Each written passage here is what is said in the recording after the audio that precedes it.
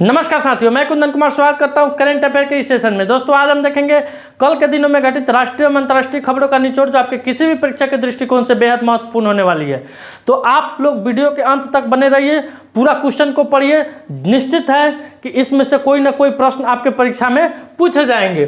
तो पहला क्वेश्चन है मेरा, राष्ट्रीय खेल दिवस कब मनाया गया है? तो राष्ट्रीय खेल दिवस कब मनाया गया है? तो यह 29 अगस्त को मनाया जाता है। किनके याद में मनाया जाता है, किनके जन्मदिन पर मनाया जाता है? तो ये हॉकी के जादूगर थे। कौन थे? हॉकी के जादूगर मेजर ध्यानचंद, जिनका जन्म 1905 ईस्वी में। कब? मेजर ध्यानचंद, जिनका जन्म कब हुआ था? 1905 ईस्वी में, 29 अगस्त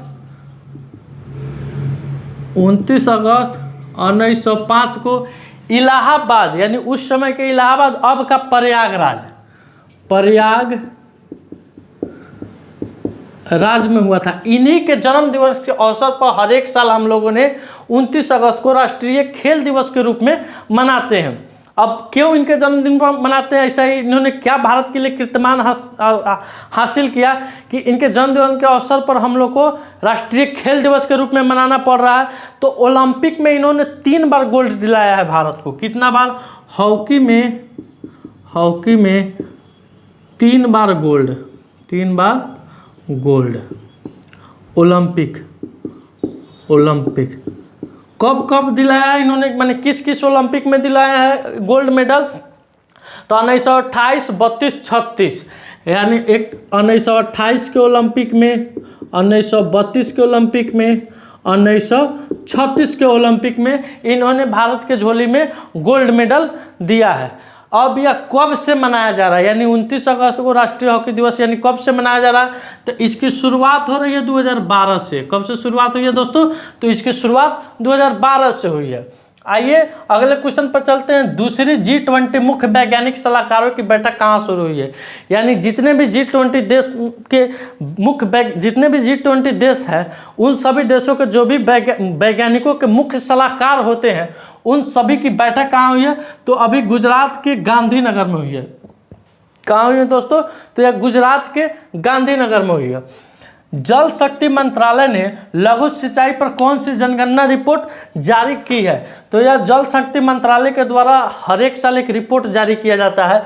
तो यह 6ठी जनगणना रिपोर्ट जारी की गई है। कौन? तो 6ठी जनगणना रिपोर्ट जारी की गई है। किन किन आंकड़ों पर इसको जारी किया गया है, यानी इस रिपोर्ट को किन किन आंकड़ों पर जारी किया गया है? तो 23.14 मिलियन लघु सिंचाई, 23.14 मिलियन लघु सिंचाई। कितना? 23.14 मिलियन लघु सिंचाई पर, 21.93 मिलियन भूजल पर, 21.93 मिलियन भूजल।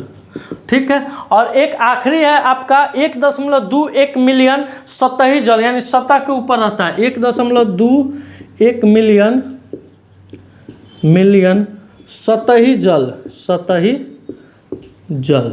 कौन जल दोस्तों? सतही जल।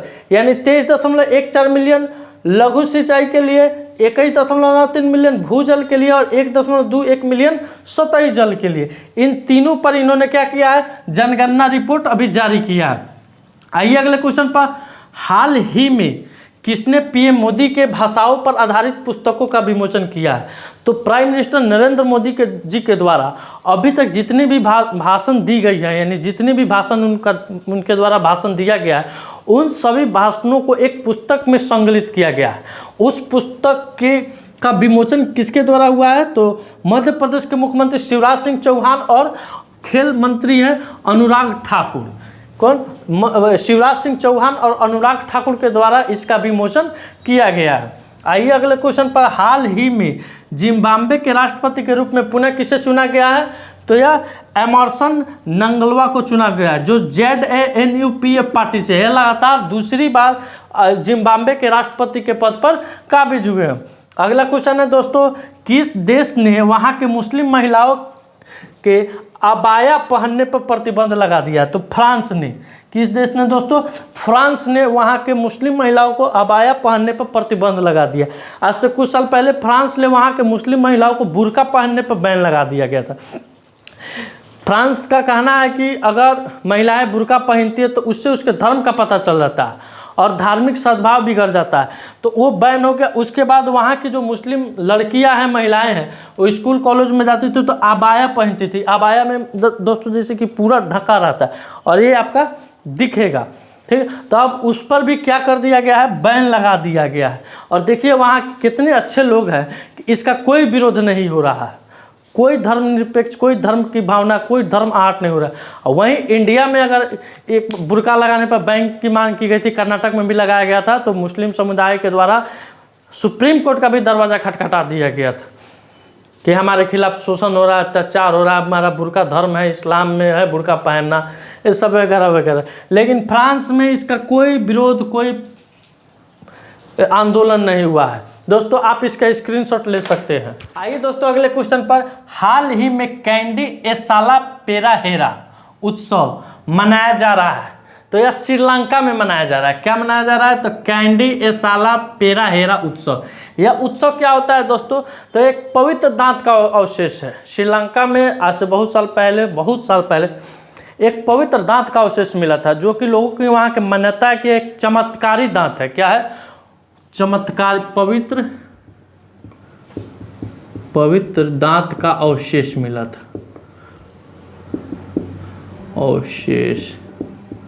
शेष मिला था, जिसको वहाँ के लोगों के द्वारा मान्यता है कि यह बहुत बेहद चमत्कारी दांत है। क्या है? चमत्कारी दांत है। इसीलिए हर एक साल वहाँ पे कैंडी एसाला पेराहेरा उत्सव मनाया जाता है। आइए अगले क्वेश्चन पर। हाल ही में मिड विकेट स्टोरेज में प्रमुख सलाहकार के रूप में किसे नामित किया गया है? तो यह सुनील गावस्कर को। किसे नामित किया गया है दोस्तों?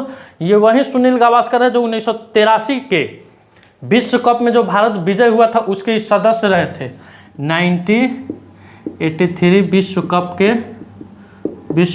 के यह सदस्य रहे हैं।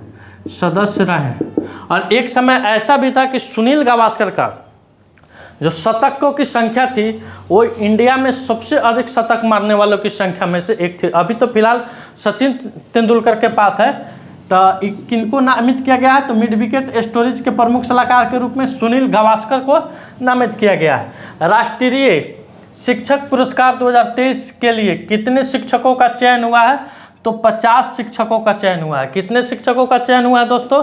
तो 50 शिक्षकों का चयन हुआ। तो फोटो डाउनलोड कीजिएगा, फोटो 50 शिक्षकों का चयन हुआ है, जिसमें से इन सभी शिक्षकों को राष्ट्रीय शिक्षक दिवस यानी आ रहा है 5 सितंबर को सर्वपल्ली राधाकृष्णन जी के जन्म दिवस के अवसर पर हम लोग टीचर्स डे के रूप में मनाते हैं। कब मनाते हैं? 5 सितंबर को। 5 सितंबर को हम लोग राष्ट्रीय शिक्षक दिवस के रूप में मनाते हैं। इसी दिन पूरे भारत से 50 शिक्षकों का चयन हुआ है जिन्हें राष्ट्रीय शिक्षक पुरस्कार से सम्मानित किया जाएगा। आइए अगले क्वेश्चन पर। एनसीईआरटी ने कक्षा 7 की पाठ्य पुस्तक में कौन सा नया अध्याय को शामिल किया है? तो यह राष्ट्रीय युद्ध स्मारक यानी एनसीईआरटी का जो क्लास 7 का बुक आता है उसके बुक में अब एक नया चैप्टर जोड़ा जा रहा है। कौन? तो राष्ट्रीय युद्ध स्मारक, जिसका शीर्षक रहेगा a homage to our brave soldiers, यानी जो भी सैनिक शहीद हुए हैं उन सभी सैनिकों के बारे में इसमें बताया जाएगा, उन सभी सैनिकों के बलिदान की कहानी को बताया जाएगा। यह एनसीईआरटी के द्वारा काफ़ी अच्छा काम किया गया है। आइए अगले क्वेश्चन पर। हाल ही में किस राज्य को लघु सिंचाई योजना में शीर्ष स्थान प्राप्त हुआ है? तो यह यूपी राज्य को। किस राज्य को? उत्तर प्रदेश राज्य को लघु सिंचाई योजना में शीर्ष स्थान प्राप्त हुआ है। सेकेंड स्थान पर महाराष्ट्र आया है। सेकेंड स्थान पर कौन आया है? महाराष्ट्र आया है।